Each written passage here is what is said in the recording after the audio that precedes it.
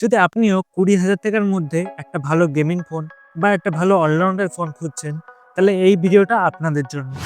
এই ভিডিওতে আমি বলবো iQOO Z10 এর ব্যাপারে। সর্বপ্রথম আসি এই ফোনের ডিজাইন ও বিল্ড কোয়ালিটি নিয়ে। iQOO Z10 এই ফোনটির ওজন মাত্র ১৯৯ গ্রাম এবং এই ফোনের থিকনেস 7.93 mm, যেই কারণে এই ফোনটি ধরার ক্ষেত্রে খুবই কমফোর্টেবল। ফোনটির বাইরের দিকে প্লাস্টিক ফ্রেম আর পেছনে হচ্ছে মেটালিক ফিনিশ।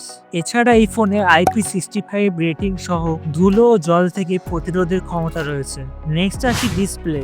স্ক্রিনে রয়েছে 6.77 ওয়াইড কার্ভড অ্যামোলেড প্যানেল, ফুল HD প্লাস রেজলিউশন এবং 120 হার্জ রিফ্রেশ রেট। আর একটা ভালো দিক এই ফোনের এর পিক ব্রাইটনেস 5000 নিটস, ফলে দুপুরে বাইরের আলোয় যে কোনো কন্টেন্ট স্পষ্ট দেখা যায়। এছাড়া PWM ডিমিং ও ব্লু লাইট ফিল্টার, ফলে চোখের পক্ষেও আরামদায়ক। Next performance. এই ডিভাইসে স্ন্যাপড্রাগন 7S Gen 3 চিপসেট ব্যবহার করা হয়েছে, যা 4nm প্রসেসে তৈরি এবং অ্যাড্রিনো জিপিইউ সহ আছে।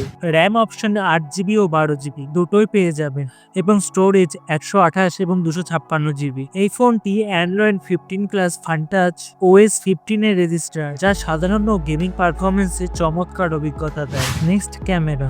Rear camera 50MP primary plus 2MP depth, OIS ও 4K 30fps ভিডিও সহ রিয়েল টাইম ছবি কিন্তু বেশ স্পষ্ট, কিন্তু রাতের ছবি কিছুটা গ্রেনি হয়ে যায়। সেলফি ক্যামেরায় রয়েছে বিশাল 32MP punch whole front shooter, যা বেশ দারুণ ভিডিও সেলফি পারফরমেন্স দেয়।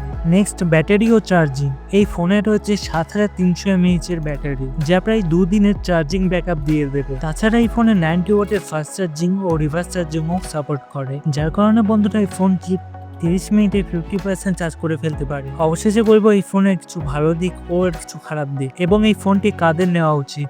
বিশাল 7300 mAh এর ব্যাটারি, প্রায় 2 দিনের backup, Snapdragon 7S Gen 3 plus 12GB RAM, উজ্জ্বল 120 hertz quad curved AMOLED display, OIS সহ 50MP ক্যামেরা ও 32MP সেলফি, আর 90 ওয়াটসের চার্জিং। আর এই ফোনের কিছু সীমাবদ্ধতা, রাত্রে ক্যামেরার পারফরমেন্স কিছুটা মধ্য, অ্যামোলেড হলেও অতি প্রিমিয়াম স্তরের না, যেমন লিটপো বা HDR10+, নো মাইক্রো SD বা 3.5mm হেডফোন জ্যাক। আপনার প্রায়োরিটি যদি গেমিং বা পারফরমেন্স হয়, তাহলে এই ফোনটি ভালো একটা অপশন হতে পারে 20,000 টাকার মধ্যে। আর যদি আপনার প্রায়োরিটি ক্যামেরা হয়, তাহলে এটি আমি মনে করি ভালো অপশন নয়।